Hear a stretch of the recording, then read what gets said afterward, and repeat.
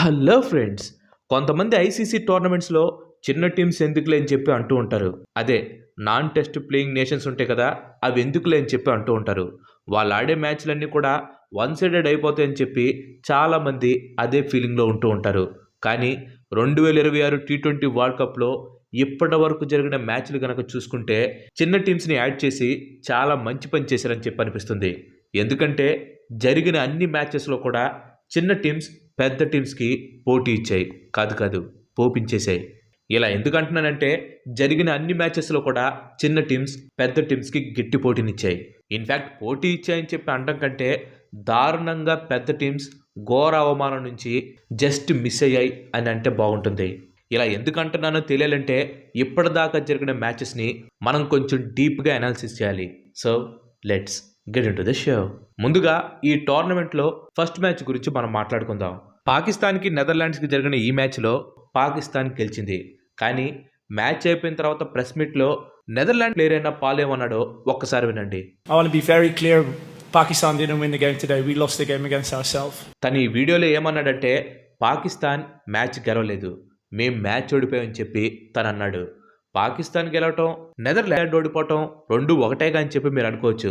నిజమే, రెండు ఒకటే. కానీ ఇక్కడ పాల్ ఉద్దేశం ఏంటంటే నెదర్లాండ్స్ చేతులారా మ్యాచ్ గెలిచే అవకాశాన్ని పోగొట్టుకుందని. అండ్ ఇది నిజం. ఈ మ్యాచ్ ముందుగా బ్యాటింగ్ చేసిన నెదర్లాండ్స్ స్టార్టింగ్ నుండే పాకిస్తాన్ మీద ప్రెషర్ పెట్టింది. నెదర్లాండ్స్ టాప్ 5 బ్యాట్స్మెన్స్ కూడా మంచి పర్ఫార్మెన్స్ ఇచ్చే బ్యాటర్సే. కానీ బ్యాటింగ్ ఆర్డర్ కొలాప్స్ అవటం వలన 127 for 4గా ఉన్న స్కోర్ కాస్త 147 for 10గా అయిపోయింది. ఈజీ స్కోరే కదా, తొందరగా స్కోర్ చేసేద్దాం అనుకుంది పాకిస్తాన్. అంటే దానికి తగ్గట్లే బ్యాటింగ్ చేసి హాఫ్ వే మార్క్ టార్గెట్కి దగ్గరైపోయింది. లాస్ట్ 9 ఓవర్లకి 50 రన్స్ కొట్టాల్సిన సిచ్యువేషన్. ఇలాంటి సిచ్యువేషన్లో పాల్ డబుల్ వికెట్ మేడింగ్తో నెదర్లాండ్స్ విన్నింగ్ ఛాన్సెస్ని 50-50గా మార్చేశాడు. ఇక పాకిస్తాన్ గురించి తెలిసిందే కదా, ఇలా కొలాప్స్ అవడానికి వీళ్ళ టీం పెట్టింది పేరు. 12th ఓవర్ నుంచి 19th ఓవర్ మధ్యలో జస్ట్ 21 రన్స్ స్కోర్ చేసి పాకిస్తాన్ 5 వికెట్లు కోల్పోయింది. కానీ 19th ఓవర్లో ఫహీం 24 రన్స్ కొట్టాడు. అండ్ ఓవర్లో తన క్యాచ్ ఒకటి డ్రాప్ అయింది. చెప్పాలంటే ఇక్కడే నెదర్లాండ్స్ మ్యాచ్ డ్రాప్ అయిపోయింది. ఇన్ కేస్ ఆ క్యాచ్ కనుక పట్టుంటే నెదర్లాండ్స్ కొత్త హిస్టరీని క్రియేట్ చేసి ఉండేది. అండ్ పాకిస్తాన్ మళ్ళీ ఘోర అవమానాన్ని ఫేస్ చేసి ఉండేది. కానీ ఆ క్యాచ్ మిస్ అవడంతో ఫహీం 24 రన్స్ కొట్టి నెదర్లాండ్స్ చేతిలో ఉన్న మ్యాచ్ని కాస్త పాకిస్తాన్ వైపుకి లాగేశాడు. కానీ ఈ మ్యాచ్లో నెదర్లాండ్స్ పోరాడిన తీరుని మాత్రం మనం ఖచ్చితంగా మెచ్చుకునే తీరాలి. Next England versus Nepal. నిజంగా ఈ మ్యాచ్లో జస్ట్ ఒక్క షాట్ కొట్టుంటే నేపాల్ తమ క్రికెట్ చరిత్రలో బిగ్గెస్ట్ విన్ని రిజిస్టర్ చేసుకుని ఉండేది. కానీ శామ్ కరణ్ సూపర్ బౌలింగ్తో నేపాల్కి విజయం దూరం అయిపోయింది. ఈ మ్యాచ్లో ముందుగా ఇంగ్లాండ్ బ్యాటింగ్ చేసింది. Jacob Bethell, Harry Brooks half century, అలాగే లాస్ట్ ఓవర్లో విల్ జాక్స్ కొట్టిన 18 బాల్స్కి 39 రన్స్ ఇంగ్లాండ్కి బాగా హెల్ప్ అయ్యాయి. వీళ్ళ బ్యాటింగ్తో ఇంగ్లాండ్ 20 ఓవర్లలో 184 పరుగులు చేసింది. నేపాల్కి ఇది చాలా అంటే చాలా పెద్ద టార్గెట్. సో గెలవటం పక్కన పెడితే అసలు వీళ్ళు 20 ఓవర్ల వరకు ఆడతారా లేదనేది పెద్ద డౌట్గా మారిపోయింది. కానీ నేపాల్ ఇంగ్లాండ్ టీంతో పాటు అందరినీ షాక్ చేసింది. ముందుంది భారీ టార్గెట్ అయినా కానీ అస్సలు తడబడకుండా ఆడుతూ ఇంగ్లాండ్ మెయిన్ బౌలర్ అయిన జఫ్రా ఆర్చర్, ఆదిల్ రషీద్ని స్టార్టింగ్ నుంచి అటాక్ చేశారు. దీపేంద్ర సింగ్ ఇంకా రోహిత్ కలిసి 54 బాళ్లలో 82 రన్స్ పార్ట్నర్షిప్ చేశారు. కానీ వీళ్ళిద్దరూ వెంటనే అవుట్ అవడంతో మ్యాచ్ ఇంగ్లాండ్ సొంతం అయిపోతుందని చెప్పి అందరూ అనుకున్నారు. బట్ అలాంటి టైంలోనే నేపాల్ బ్యాట్స్మెన్ లోకేష్ ఒంటరిగా పోరాడి నేపాల్ని టార్గెట్కి దగ్గరగా తీసుకుని వచ్చాడు. లాస్ట్ ఓవర్లో 10 రన్స్ కొట్టాల్సిన సిచ్యువేషన్. ఇలాంటి టైంలోనే శామ్ కరణ్ బౌలింగ్కి వచ్చాడు.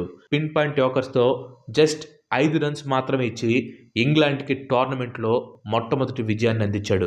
నిజం చెప్పాలంటే ఇంగ్లాండ్ ఈ టోర్నమెంట్లో ఘోర అవమానం నుంచి తప్పించుకోవడానికి శామ్ కరణ్ బాగా హెల్ప్ అయ్యాడు. ఇన్ కేసు ఈ మ్యాచ్ కనుక గెలిచుంటే ముందు చెప్పినట్లుగా నేపాల్ కెరీర్లో ఇదే ది బిగ్గెస్ట్ విన్ అయి ఉండేది. ఇటు ఇంగ్లాండ్ ఆల్రెడీ ఐర్లాండ్, బంగ్లాదేశ్ ఇలాంటి టీమ్స్తో వరల్డ్ కప్లో ఓడిపోయి ఘోర అవమానాన్ని ఫేస్ చేసింది. ఒకవేళ ఈ మ్యాచ్ కనుక ఓడిపోయి ఉంటే ఇంగ్లాండ్ ఈ టోర్నమెంట్ మొత్తం ఇదే మచ్చను మోయాల్సి ఉండేది. బట్ శామ్ కరణ్ పుణ్యం అంటూ ఇంగ్లాండ్ ఆ మచ్చ నుంచి బయటపడింది. Next India versus USA. ఈ మ్యాచ్ గురించి మనం మాట్లాడుకునే ముందు ఇంతవరకు ఈ వీడియో చూసారంటే ఈ వీడియో మీకు ఇంట్రెస్టింగ్ అనిపించిందని అనుకుంటున్నాను. మీకు కనుక నచ్చినట్లయితే ఈ వీడియోని ఖచ్చితంగా లైక్ చేయండి. అండ్ అలాగే మీరు మన ఛానల్కి ఇంతవరకు కనుక సబ్స్క్రైబ్ అయిపోయినట్లయితే మన ఛానల్కి తప్పకుండా సబ్స్క్రైబ్ అయ్యి పక్కనే ఉన్న గంటని ఆల్ ఆప్షన్లో పెట్టుకోండి. ఆల్రెడీ లైక్ చేసి షేర్ చేసి సబ్స్క్రైబ్ చేసిన వారికి చాలా చాలా థ్యాంక్స్. యాక్చువల్గా ఈ మ్యాచ్కి ముందు టాపిక్ ఎవరు గెలుస్తారని కాదు, ఇండియా ఎంత స్కోర్ కొడుతుందని, ఎంత స్కోర్ మార్జిన్ పెట్టి ఇండియా గెలుస్తుందని బేసిక్గా అందరి మధ్య ఈ టాపికే నడుస్తుంది. సో అనుకున్న విధంగానే యుఎస్ఏ టాస్ గెలిచి ఫీల్డింగ్ కూడా ఎంచుకుంది. దీంతో అందరూ కూడా ఇండియా స్కోర్ 300 పక్కా అని చెప్పి ఫిక్స్ అయిపోయారు. ఎందుకంటే లాస్ట్ T20 వరల్డ్ కప్ నుంచి ఇప్పటి వరకు ఇండియా 3 సార్లు 250+ స్కోర్ క్రాస్ చేసింది. 200+ స్కోర్లు అయితే ఎన్నో ఉన్నాయి. దాంతోపాటుగా మ్యాచ్ జరుగుతుంది ముంబైలోని వాంఖడే స్టేడియంలో. అలాగే ఎదురుంది ఎక్స్పీరియన్స్ లేని ఒక అసోసియేట్ టీం. సో 300 అనేది అందరి మైండ్లో బలంగా ఫిక్స్ అయిపోయింది. కానీ యుఎస్ఏ మాత్రం అందరి మైండ్లు పోగొట్టింది. బెస్ట్ T20 బ్యాట్స్మెన్ అయిన అభిషేక్ శర్మని గోల్డెన్ టచ్ చేసింది. ఆ తర్వాత పవర్ ప్లే లాస్ట్ ఓవర్లో షెడ్లీ ఇషాన్ కిషన్ని, తిలక్ వర్మని, శివం దూబేని అవుట్ చేశాడు. దీంతో ఇండియన్ క్రౌడ్ మొత్తం ఒక్కసారిగా సైలెన్స్ అయిపోయింది. పవర్ ప్లే ముగిసేసరికి ఇండియా స్కోర్ 46 for 4. ఇన్ఫ్యాక్ట్ ఈ స్కోర్ 46 for 5 అయి ఉండేది. కానీ కెప్టెన్ సూర్యకుమార్ యాదవ్ క్యాచ్ని వదిలేశారు. ఆ టైంలో సూర్యకుమార్ యాదవ్ స్కోర్ 15 బాళ్ళకి 17.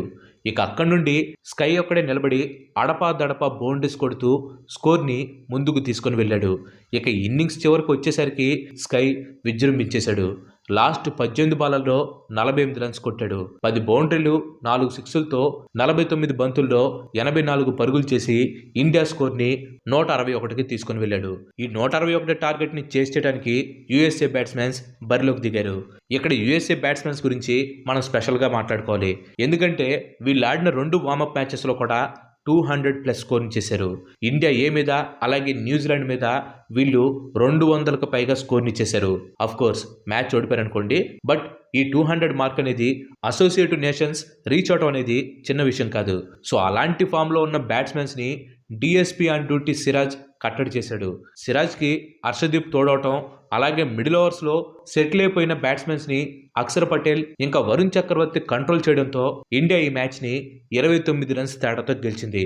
బట్ ఒక్కసారి ఇమాజిన్ చేసుకోండి, ఇన్ కేస్ పవర్ ప్లేలో సూర్యకుమార్ యాదవ్ వికెట్ కనుక పడిపోయి ఉంటే వామ్మో, ఆ ఇమాజినేషన్ నేను తట్టుకోలేకపోయాను. కోర్స్ అవతల ఎవరో ఒక బ్యాట్స్మెన్ ఖచ్చితంగా స్టాండర్డ్ అయ్యేవాళ్ళనుకోండి, బట్ ఈ రేంజ్లో స్టాండర్డ్ అయ్యి ఎంత ఇన్నింగ్స్ కొడతారా లేదా అనేది ఖచ్చితంగా క్వశ్చన్ మార్కే. అండ్ తక్కువ టార్గెట్ ఉంటే యూఎస్ఏ వాళ్ళ అప్రోచ్ కూడా డిఫరెంట్గా ఉండుండేదేమో.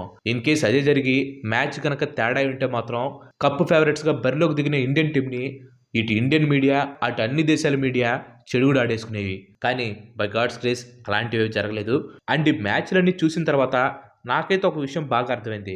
ఈ T20 వరల్డ్ కప్లో ఏ టీంని కూడా మనం అంత ఈజీగా తీసుకోవడానికి లేదు. అండ్ రాబోయే మ్యాచెస్లో ఏదో ఒక అసోసియేటివ్ టీం ఖచ్చితంగా ఒక పెద్ద అప్సెట్ని అయితే క్రియేట్ చేయబోతుంది. సో మీకేమనిపిస్తుంది? అలాగే ఏ అసోసియేటివ్ నేషన్ మెయిన్ టీమ్స్ని ఓడించబోతుంది అనుకుంటున్నారో ఆ టీమ్స్ పేర్లను కూడా ఖచ్చితంగా కింద కామెంట్ చేయండి. Thanks for watching. ఈ వీడియో కనుక మీకు నచ్చినట్లయితే లైక్ చేయండి, షేర్ చేయండి. అండ్ అలాగే మన నెక్స్ట్ ఎపిసోడ్ మిస్ కావద్దు అనుకుంటే మన ఛానల్కి తప్పకుండా సబ్స్క్రైబ్ అవ్వండి. ఇంకో మంచి ఎపిసోడ్లో మళ్ళీ కలుద్దాం. Till then bye bye, have next day.